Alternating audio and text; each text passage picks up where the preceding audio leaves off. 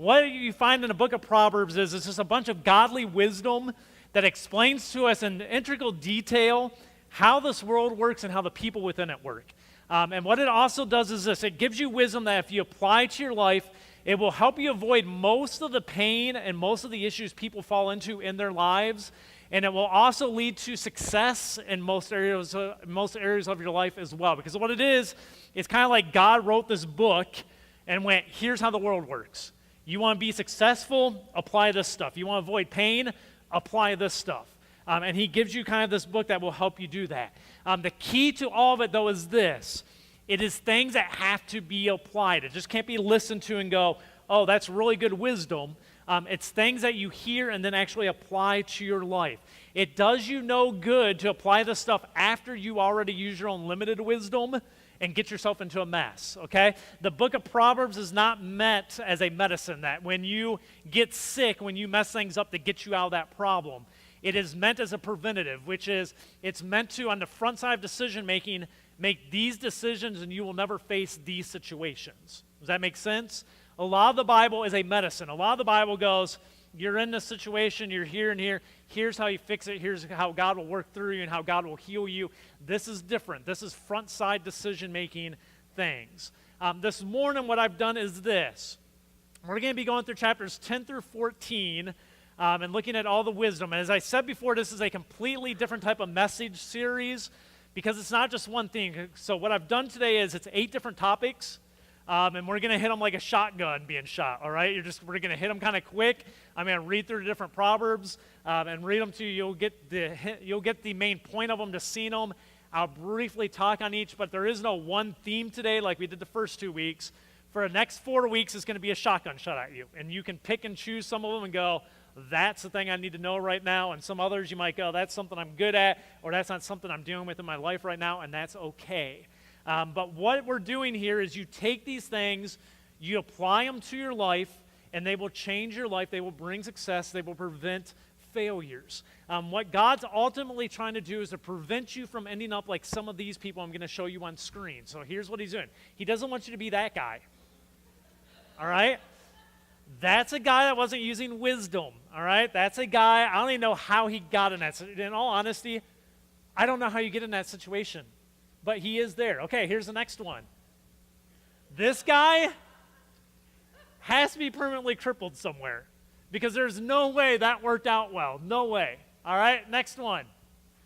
This is a Facebook feed. It says, Morning Sunset. If you don't get it yet, you really need to listen today. Morning sunset happens in the evening. Morning sunset. Somebody's confused. Okay, here's the next one. What's the point of the umbrella, dude? You open it up and you put it over you. You don't just hold it with it closed up, all right? You don't want to be these people. This is what God's trying to prevent. Next one. Another Facebook post. Do people not know how to spell milk? I've seen MLK everywhere. There's an I in there, people. Does everyone get that one? Martin Luther King, probably a holiday, and he's seeing them and going, what's wrong with everyone? Okay, here we go.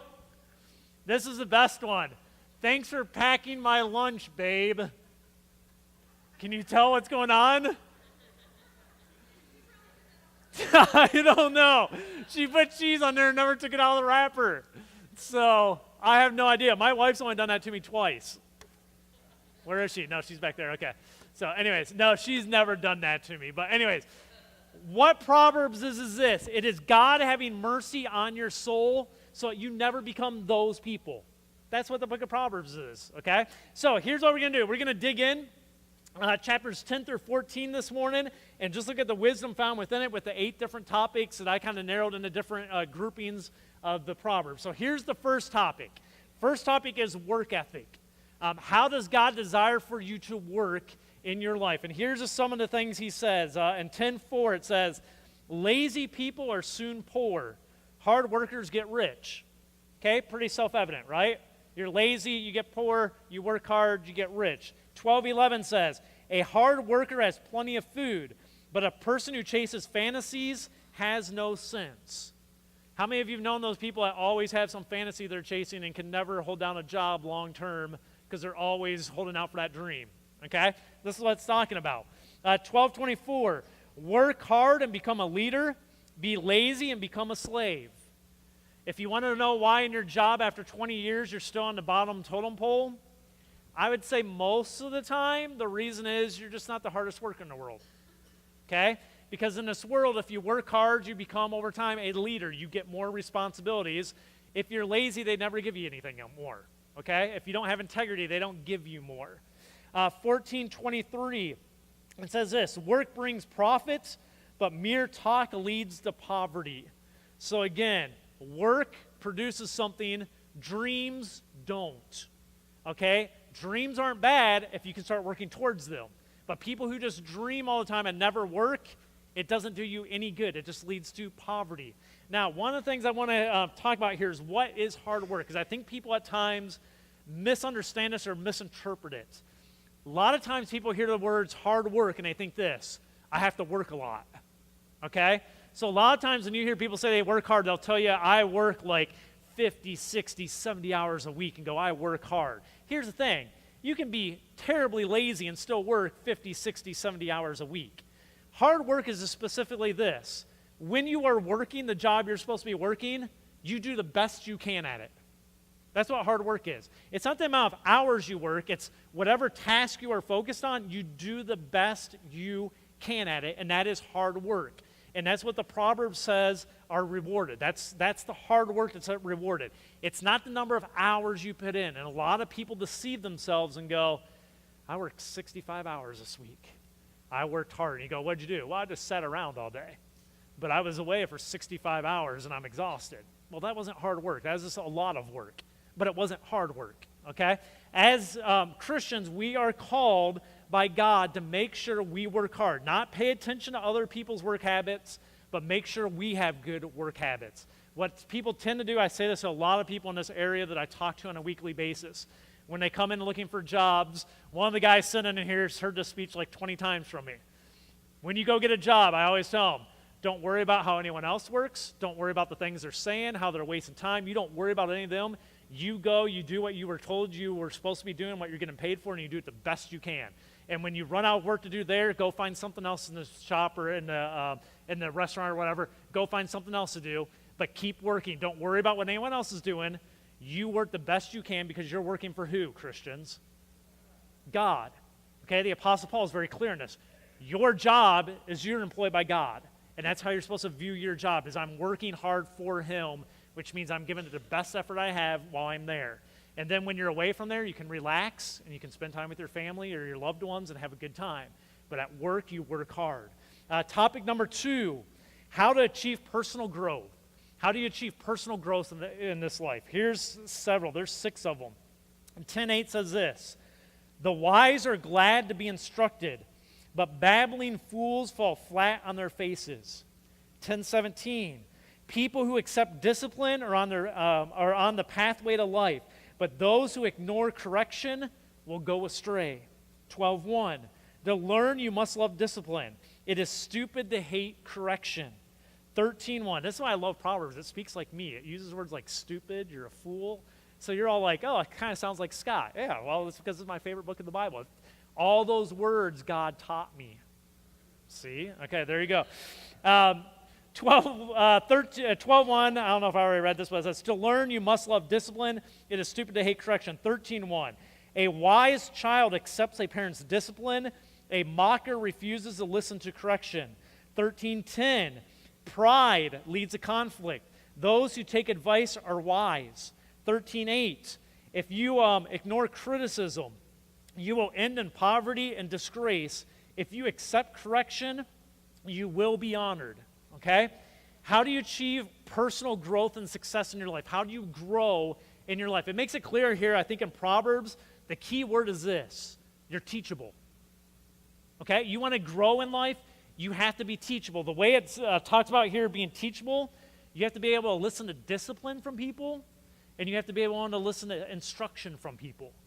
If you can't listen to discipline from people or instruction from people, you are a fool, as the scriptures would say here. You're stupid, as the scriptures would say here, and you will not grow personally. People who think they know it all, people who are unteachable, never grow. and you stay in the same place your entire life wondering why the world doesn't treat you right and why you never get ahead. And the reason is you will never grow because you're not teachable. You're too arrogant, you're too self-absorbed to listen to someone else's instruction or someone else's discipline. All of us went through this stage as children and teenagers, right? Remember those stages, everyone? Even you adults who are now trying to tell your parents the same thing. We went through the same thing where our parents are idiots. And then you get older and realize, oh, my parents had a lot more wisdom than I ever thought they really did. Okay? That's what it's talking about here. You got to be teachable. Topic 3, the truth about wealth. 11:4, it says this: riches won't help you on the day of judgment, but right living can save you from death. 11:7, it says, when the wicked die, their hopes die with them, for they rely on their own feeble strength. What we have to understand, the truth about wealth is this: when you die, it has no value. When you die, your wealth has no value. The thing I thought about here is when I used to teach teen ministry, I used to have this conversation a lot with teenagers, is I was always trying to convince them high school's not as big of a deal as you think it is. If you remember back to when you were in high school, you thought like everything on earth and your entire future depended on who liked you and who didn't like you, and it was like the biggest events in your life. And I used to have to tell the teenagers all the time, you guys have to understand, the minute you graduate, literally the minute you walk the stage and grab your diploma, your entire life resets. All of your friendships, all the environments, everything you have is gone, and you restart life again. And if you pour all of your time and thinking into, I have to be successful in high school, you will find out it's all gone. And the people who spend all their time there are completely depressed and spend the rest of their life trying to get back to high school days. And the people who realize it move on in life and actually find success because they realize it's not as big of a deal as I thought it was. I could say the same thing with money. Is money, we think it's all about attaining money and having comfort here and buying bigger things and bigger things. But when you die, it all resets. And the thing that's valuable is not the money. The thing that's valuable is the decisions you made. The thing in high school isn't popularity. The thing in high school is the decisions you make. And the decisions you make in high school will mess you up for life. Not for life. You can be, I don't want to say it that dead end. It will give you issues you deal with for life that you could have prevented if you weren't worried about being accepted by everyone. And if you would have just realized it's a 4-year thing and everything then resets, you would have saved yourself a lot of pain, agony, and things you regret the rest of your life. Same thing with us. If we would learn this life is just a temporal thing, and someday it's all going to reset, you would save yourself a lot of pain and issues that you get yourself into with money and the desire for wealth. You have to understand the minute you die, your wealth means nothing. The only thing that matters is what you did with your life in response to God's desires for it. That's it. Okay? That's the truth about wealth. Number 4, topic 4, the benefits of generosity.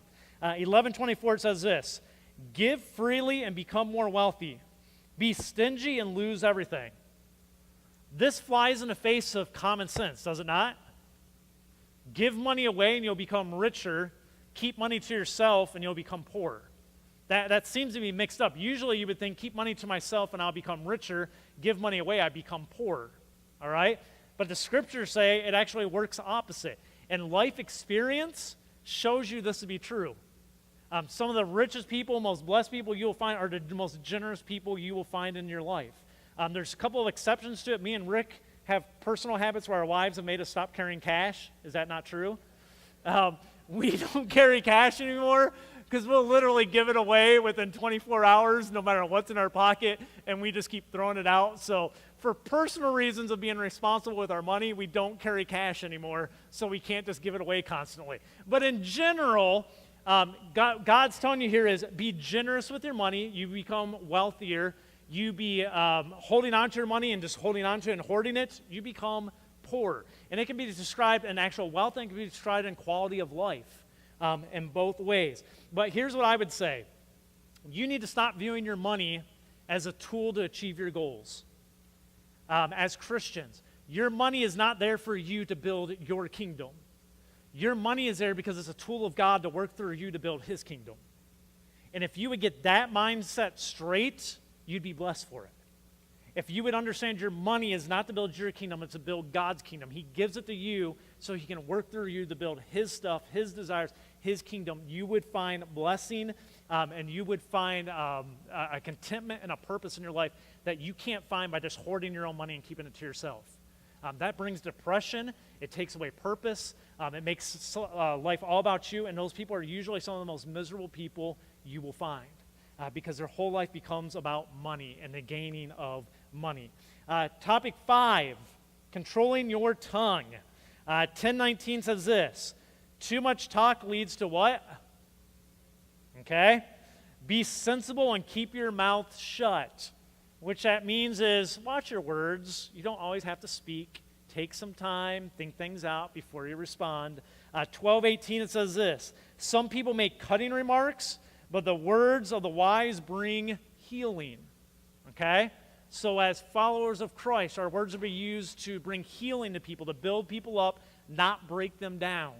12:16 it says this, a fool is quick-tempered, but a wise person stays calm when insulted. And I would say it this way, reactive words usually end with sinful words, right? When you react in anger, you usually say sinful things and things you wish you could take back.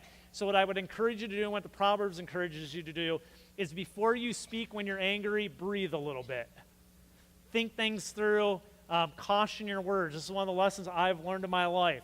Believe it or not, there's a time in my life where I was a little bit more reactive, and I would just say things straight back, and there was no filter. Believe it or not, it could have been me. Not saying it was, I'm just saying it could have been. But over time, God has molded me, God has shaped me to help me learn to breathe at times and just go, you're insulted, you're hot right now, you just need to pull back, sit back, and relax. One of the guys that was one of my best teachers at teaching me this stuff is Jim Scott that sits over here. And he was one of those guys, I still remember this, Jim, during one thing. And Jim will remember, I'm not going to tell you the issue, but I remember sitting there and Jim reaching over to my leg. He was sitting next to me and described me and just said, just keep your words to yourself. Keep your words to yourself. And it was some of the best advice I ever got. And so Jim's helped mold me as I was trying to be teachable to learn, hey, you got to breathe sometimes and not just react. Because when you react, you say sinful things with your words. Okay? Topic 6. It says topic 6 is a company we keep. 11:13 says this, a gossip goes around telling secrets, but those who are trustworthy can keep a confidence. I've shared this before, I try to share this from time to time. We need to understand this about relationships.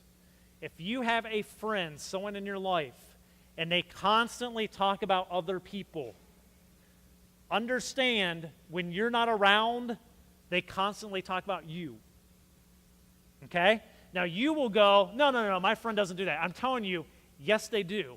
Someone who constantly talks about other people will constantly talk about you. They will backstab you just like they backstab everyone else around you. They can't be trusted in anything. They will backstab everybody. People who are gossips, people who talk about everyone. And sometimes you are someone who wants to trust people and you go, well, I'm their friend. They don't talk about me. I'm letting you know, this Proverb's letting you know, they talk about you, okay? How many of you have unfortunately learned this lesson in life at times? Everybody in here, okay? You tell them something, it's a gossip, it comes out later and you go, I know exactly where it came from and now I'm in trouble. And you sit there and go, why did I ever trust them? And it's because at some point you thought, oh, they can be trusted. And you're going, if they gossip about everyone, they also gossip about you, just not when you're around. That's just how they work. So you got to be careful with the company you keep. 13:20, walk with the wise, become wise. Associate with fools and get in trouble, all right? We need to be honest in the influence our friendships have on us. Hey, well, this is what this proverb is telling us. You need to be honest and go, I need to look at the people around me and understand how they influence me. Because the people you hang out with will have an influence on you. You want to be a good one in some people's lives. So I'm not just telling you to hang out. And Proverbs I don't think would ever encourage us, just hang out with people who are the best people. You need to have people that you're around to try to influence them. But you have to be honest and go, if I have friendships in my life that are constantly pulling me down, that I can't seem to keep steady with, and I'm always being pulled down and I'm never pulling them up, you need to rethink that friendship, at least at this stage in your life. You're not strong enough to stand firm against the things where they pull you down. And you need to rethink that relationship and go, maybe this is something that's not best for my life right now at this time. Maybe somewhere down the road when I'm stronger, but this time, maybe not the best thing. All right, topic number 7, living with purpose. 14:15 says this, only simpletons believe everything they're told. The prudent carefully consider their steps. 14:8, it says, a prudent understand where they're going, but fools deceive themselves. All right? Here's the point I want to make out of this one when it comes out talking living with purpose. We discussed it in a Sunday school class, probably 6 or 8 weeks ago. I think, were you there? You were, where we just talked about you can't just go through life living on autopilot. Okay? Even as Christians, you could view the Bible as like a program book that you open up and learn its ways and then just go on autopilot and go, now I just live making these decisions this way. That's not what God ever intended, okay? Your life was intended as individuals on a daily basis to think through the things that you're doing, okay? To actually have a purpose in the decisions you're making, to actually have a plan in some of the things that you're doing. And I would say this, as believers specifically, it's ways that we can do kingdom work. And kingdom work is not just going on autopilot day in, day out, just doing what I'm supposed to do, and it's the same thing over and over and over again, and it just looks the same over. God has a specific purpose for your life. He wants to speak into your life on a regular basis and lead you in specific ways at specific times in your life. And you need to be open to that, looking at that, and having purposeful steps of going, I kind of have a plan of what I'm doing here, and the things I have a purpose. If you're not doing that, what it describes you here as is a fool, okay, or a simpleton. You're just going through the motions, but you're not doing anything with your life. You're not thinking it through. I'm not saying those words. God's saying those words, okay? Topic number 8, the last piece of the shotgun fire here, the consequences of living with envy. 14:30 says this, a peaceful heart leads to a healthy body. Jealousy is like cancer to the bones. Okay? Very interesting one. Consequences of living with envy and jealousy in your life. It says, a peaceful heart leads to a healthy body. Jealousy is like cancer to the bones. All right? What I would say here is this. Keeping up with the Joneses, comparing your success or your lack of success with others will literally destroy you. If you go through life going, I'm comparing myself with that person and that person and that person, and man, they're way ahead of me, and those people are behind me, and I can never seem to get to where they are, and I want to be where they are, it will destroy you and consume you in this life. And what it says here is it's like cancer to the bones.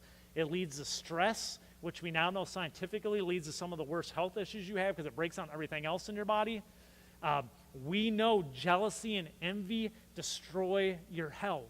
But a peaceful heart brings a healthy body. And how do you get a peaceful heart? Let me tell you how you get a peaceful heart.